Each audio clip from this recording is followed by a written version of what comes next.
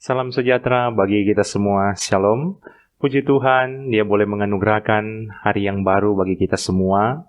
Dan di saat ini, marilah kita luangkan waktu kita untuk membaca dan merenungkan firman Tuhan dalam renungan di hari ini.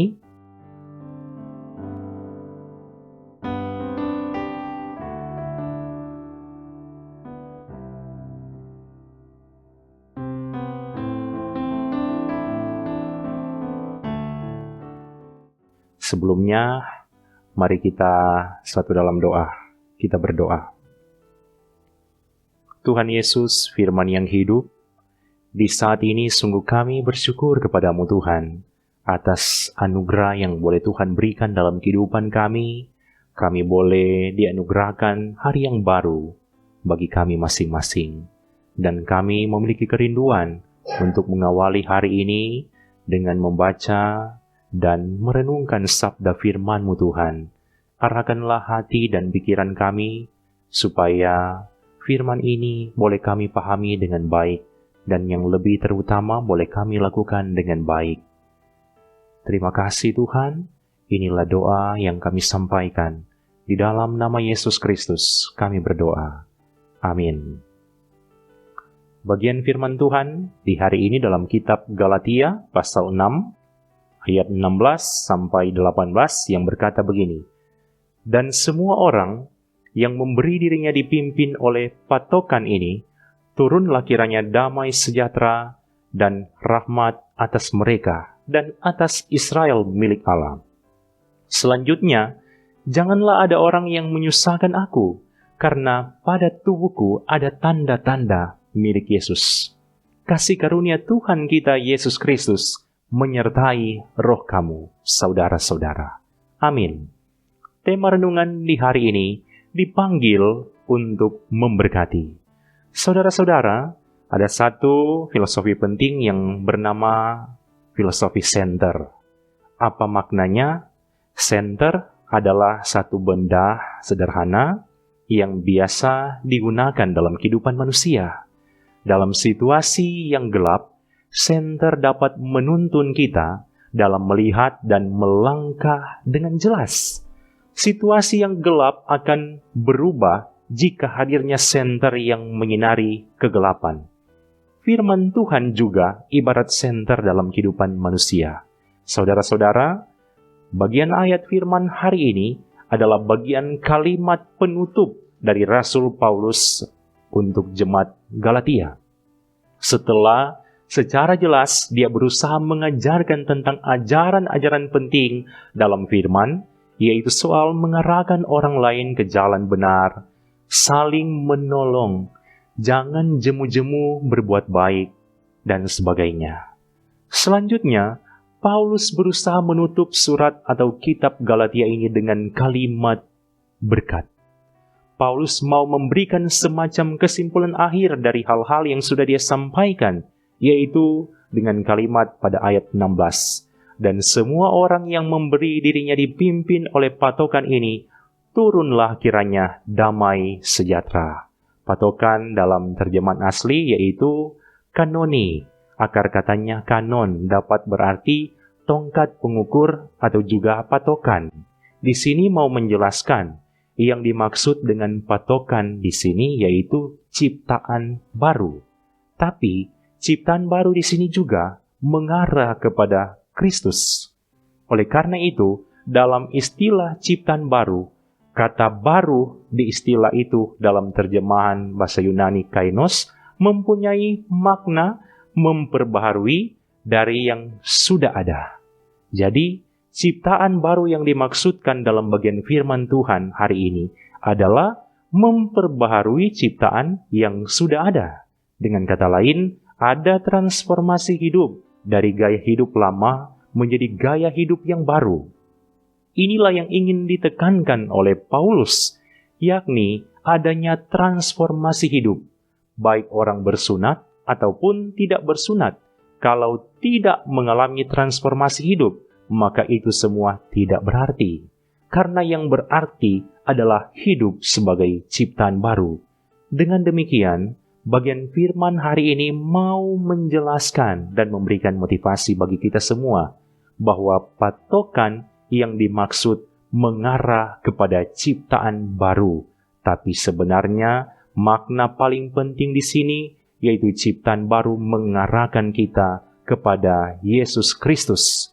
Seperti kalimat, jadi siapa yang ada di dalam Kristus, ia adalah ciptaan baru. Yang lama sudah berlalu, sesungguhnya yang baru sudah datang. Itu dalam kitab 2 Korintus 5 ayat 17. Orang-orang yang hidup menjadi ciptaan baru akan menikmati damai sejahtera. Entah dia orang Yahudi ataupun bukan, berhak memperoleh damai sejahtera tersebut. Hal ini memberikan makna yang penting juga bahwa penilaian Kristus dalam hal mencurahkan damai sejahteranya bukan ditentukan oleh sunat, tapi oleh patokan yang dijelaskan sebelumnya, yaitu ciptaan baru. Saudara-saudara, ada satu kalimat yang berkata begini, hidup kita akan sungguh-sungguh baru, bukan karena kita yang berusaha menjadi baru, tapi karena ada Kristus yang membuat kita menjadi ciptaan baru. Hanya karena anugerah dari Dialah, maka kita boleh menjadi ciptaan baru. Memotivasi kita sebagai keluarga-keluarga Kristen, marilah kita menjadi ciptaan baru. Jangan cuma HP yang baru, baju baru atau tas baru atau sepatu baru, martorang pecara hidup tetap lama. Firman ini memberikan motivasi supaya kita menjadi ciptaan baru dalam pikiran, perkataan, dan perbuatan. Dan orang-orang yang hidup sebagai ciptaan baru akan menikmati damai sejahtera dari Tuhan Yesus. Sebagaimana kalimat akhir dalam kitab Galatia, yang adalah kalimat berkat untuk jemaat Galatia, yang berkata seperti ini. Kasih karunia Tuhan kita Yesus Kristus menyertai roh kamu, saudara-saudara. Maka kalimat inilah yang juga saya rindu ucapkan bagi kita semua yang sudah meluangkan waktu untuk membaca dan mendengar firman hari ini. Kasih karunia Tuhan Yesus Kristus menyertai kita semua bersama keluarga masing-masing. Tuhan Yesus memberkati firman ini dan memberkati kita semua.